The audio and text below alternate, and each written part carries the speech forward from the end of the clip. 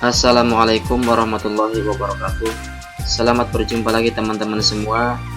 Kali ini kita akan membahas tentang kurikulum prototip tahun 2022 dan hal pentingnya.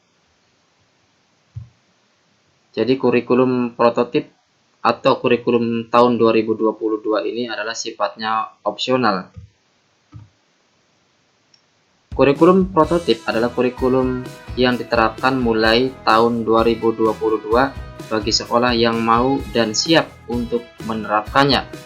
Salah satu unsur yang melatar belakangi penerapan kurikulum prototip ini adalah terjadinya learning loss akibat kondisi pandemi yang menimpa hampir semua negara, di mana keadaan itu bisa dikatakan sebagai keadaan yang sangat darurat, sehingga dunia pendidikan harus melakukan losing recovery.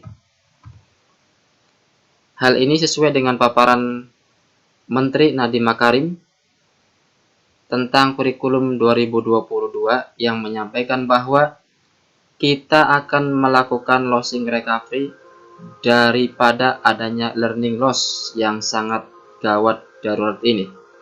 Kita tidak akan melakukan pemaksaan apapun dalam bentuk kurikulum 2022, hanya akan diterapkan kepada sekolah yang mau dan siap untuk menerapkan kurikulum baru. Jadi, sekolah tidak perlu khawatir.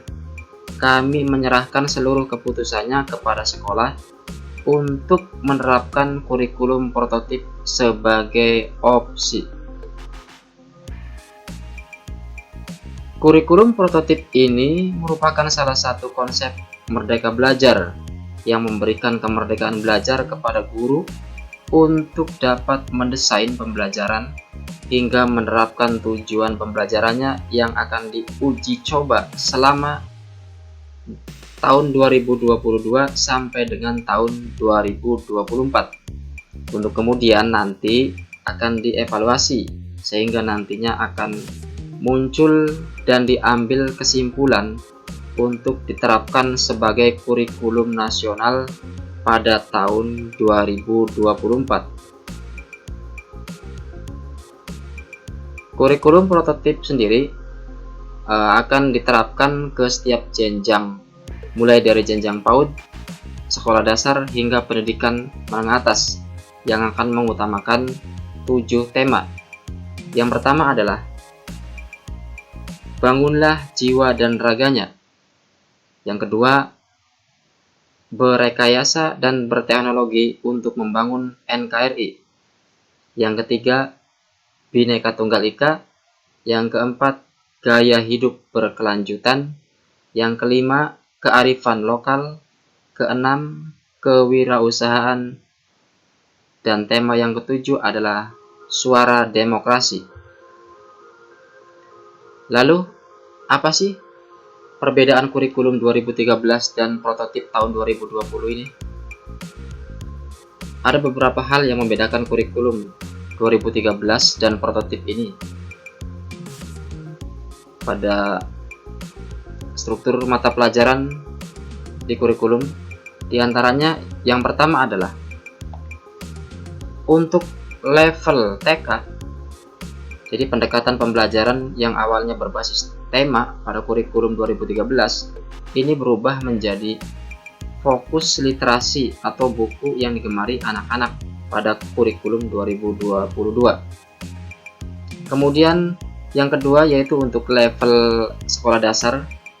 Jadi pelajaran IPA dan IPS yang awalnya dipisah pada kurikulum 2013 dirubah untuk digabung menjadi IPAS atau Ilmu Pengetahuan Alam dan Sosial pada kurikulum prototip sebagai fondasi sebelum anak belajar IPA dan IPS terpisah di jenjang SMP, di mana akan diterapkan pada kelas tinggi yaitu kelas 4, kelas 5, dan kelas 6. Yang ketiga adalah adanya mata pelajaran informatika yang pada awalnya bersifat pilihan dalam kurikulum 2013, ini menjadi wajib di kurikulum prototip dan akan diterapkan mulai dari level SMP. Kemudian untuk yang keempat, di level SMA, jika di kurikulum 2013, siswa masuk dan langsung memilih penjurusan. Sementara di kurikulum prototip ini, siswa mengambil dan menentukan peminatan pada kelas 11. Yang kelima adalah pengaturan jam mengajar. Pada kurikulum 2013, ini menggunakan satuan minggu atau per minggu, sedangkan pada kurikulum prototip menggunakan per tahun. Yang keenam adalah pendekatan pembelajaran. Pada kurikulum 2013 menggunakan pendekatan tematik hanya untuk jenjang PAUD dan SD, dan berbasis mata pelajaran untuk jenjang SMP, SMA, dan sederajatnya. Sedangkan pada kurikulum prototip lebih fleksibel, seperti menggunakan pendekatan mata pelajaran tematik, bisa menggunakan inkuri, atau kolaborasi antar mata pelajaran ataupun yang lainnya. Kemudian yang ketujuh adalah kurikulum berbasis kompetensi atau KBK. Antara kurikulum 2013 dan kurikulum prototip ini sama-sama berbasis kompetensi. Yang membedakan adalah penggunaan istilah yang terdapat pada kurikulum 2013 yaitu KI dan KD. Sedangkan pada kurikulum prototip menggunakan CP atau capaian pembelajaran, yang merupakan rangkaian pengetahuan, keterampilan, dan sikap sebagai satu kesatuan proses yang berkelanjutan, sehingga akan membangun kompetensi yang utuh. Berikutnya adalah tahap adopsi kurikulum prototip. Nah, untuk mengadopsi kurikulum prototip ini ada beberapa langkah atau beberapa pilihan yang bisa diterapkan. Yang pertama adalah melakukan pelatihan di tahun pertama, kemudian menerapkannya di tahun kedua.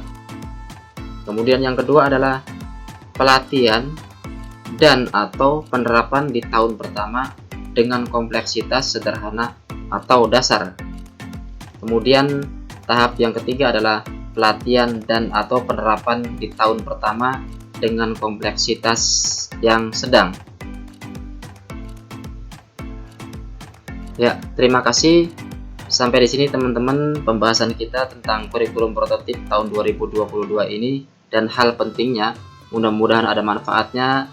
Nanti kita lanjutkan pada pertemuan lain yang lebih menarik. Terima kasih. Wassalamualaikum warahmatullahi wabarakatuh.